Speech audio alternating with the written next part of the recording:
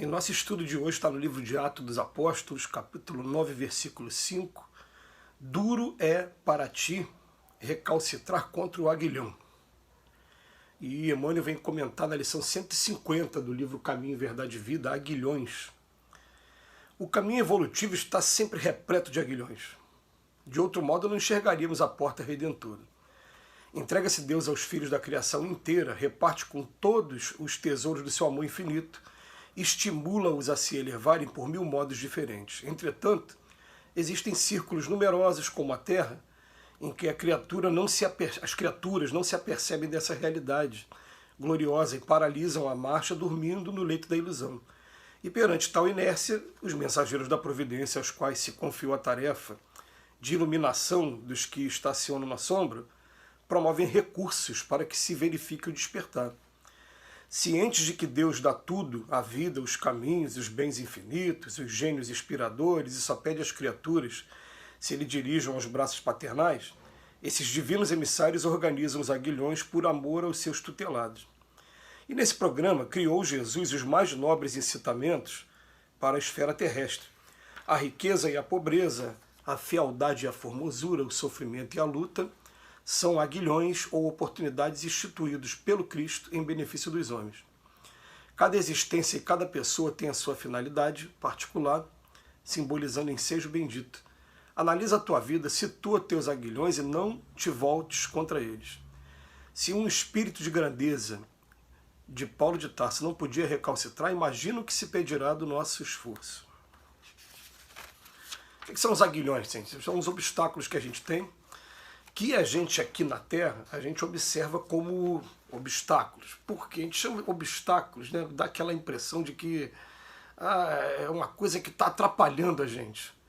Quando a gente vai chegar um dia, a gente vai perceber que todos esses aguilhões que são promovidos pela providência divina, todos eles, sem exceção, servem para o nosso progresso. Todos eles, sem exceção.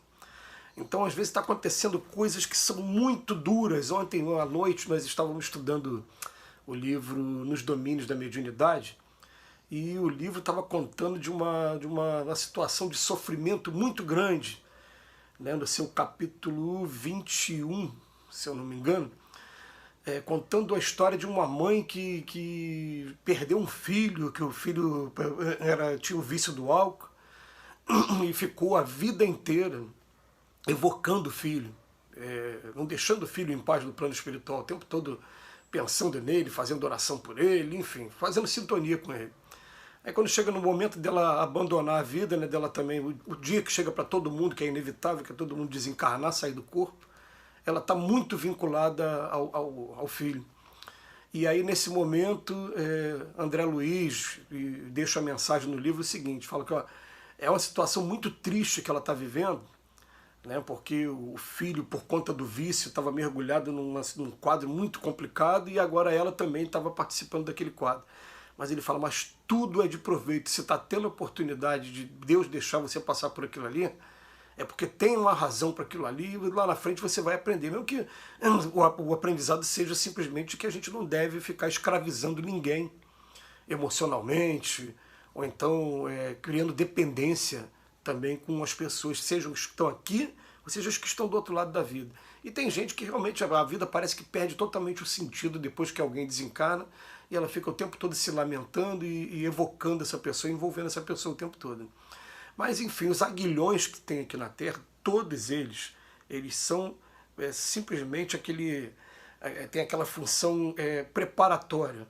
Então eu fico lembrando, por exemplo, numa fase da minha vida, dessa minha vida, eu fui militar.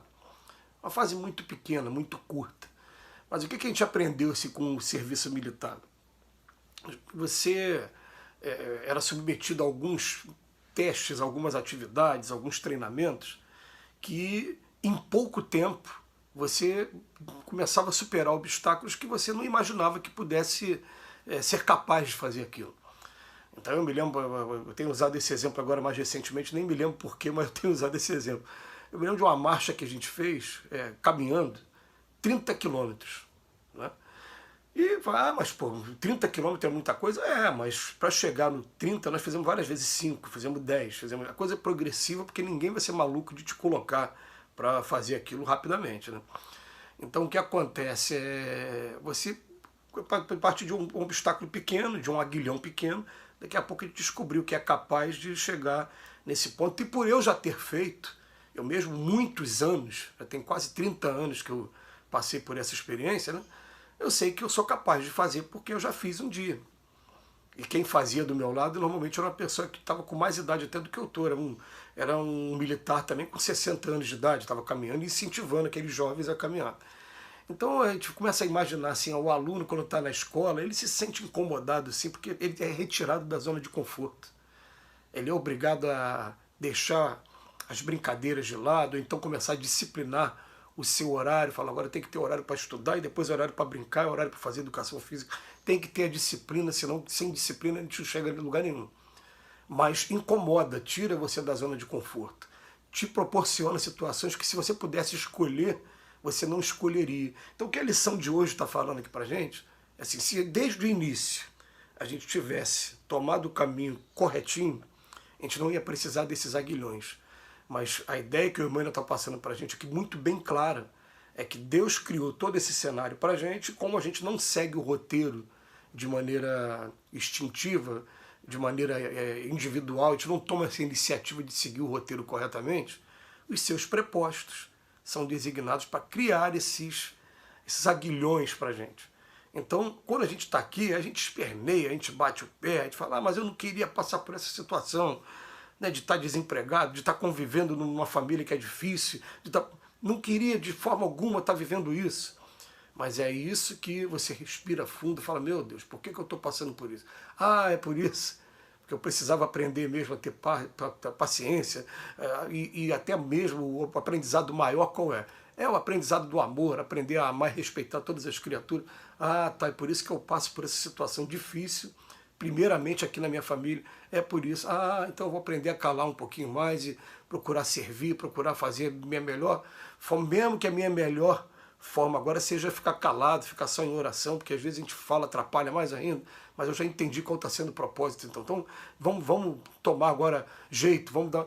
E é assim que esses aguilhões vão aparecendo, e Emmanuel até termina aqui o texto, falando para a gente, poxa, olha só, se do Paulo de Tarso, ele foi exigido dele, né, todos aqueles desafios, e foram desafios mesmo, porque você para ver a linha de vida do Paulo de Tarso depois que ele se converteu e ficou 3 anos no deserto, até começar a fazer as suas viagens, que culminou nele chegar até Roma e ser martirizado lá em Roma, né?